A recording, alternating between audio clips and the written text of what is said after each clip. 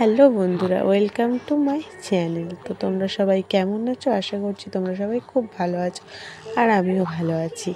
তো আমাদের এই দিনটা কিন্তু ছিল কালী পুজোর, আর আমি কিন্তু বানিয়ে নিয়েছিলাম প্রদীপ।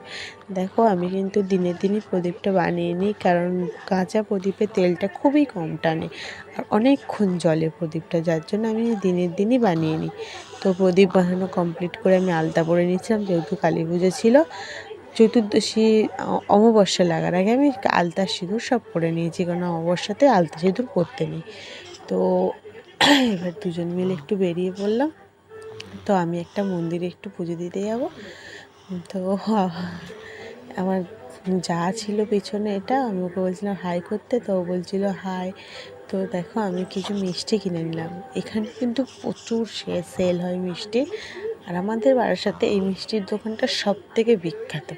তো এইটা ছিল মন্দিরটা, তোমাদের ভেতরটা দেখাচ্ছি একটু পরে। তো তোমাদের দাদাভাই কিছু ফল কিনে নিয়েছিল বাড়ির জন্য, বাড়িতে ঠাকুর আছে, ঠাকুরকে কিছু দেবে বলে।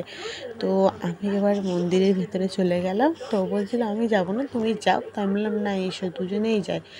তো এবার আমি মন্দিরের ভেতরে ঢুকে গেলাম। তো আমার কিন্তু প্রচণ্ড ঠান্ডা লেগেছে, যার জন্য আমার খুব গলাটা কথা বলতে গেলে খুব অসুবিধা হচ্ছে। দেখো, এইটা কিন্তু ছিল মা কালী।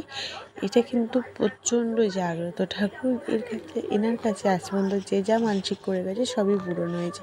তো আমি ঠাকুরের প্রণাম টনাম সেরে নিচে একটা মোমবাতি জ্বালিয়ে দিচ্ছিলাম। তো তোমাদের কালী পুজোটা কীরকম কাটিয়েছে আমাকে অবশ্যই কমেন্টে জানিও। একটু লেট করেই জিজ্ঞেস করছি, তবুও অনেকটাই লেট হয়ে গেছে। আমার মাঝখানে প্রচণ্ড শরীর খারাপ ছিল, যার জন্য আমি ভিডিও দিতে পারিনি, বা শরীর খারাপের জন্য কিছু করতে পারিনি, এডিটিং করতে পারিনি। তো দেখো, এইটা ছিল মন্দিরের পুরো ভেতরটা। এখানে কিন্তু প্রচুর লোক বসে, হরিনাম হয়। তো দেখো, আমি কিন্তু পুজো দিয়ে এবার মেয়ের জন্য কিছু বাজি কিনে নিচ্ছিলাম। দেখো, এইটুকুনি করে বাজি নাকি 2 টাকা পিস। একটা একটা খামে 5টা আছে, 10 টাকা করে। তো আমি তো বলছিলাম বাবা, এইসব প্যাকেট তো আমরা 2 টাকা করে কিনে এনেছিলাম।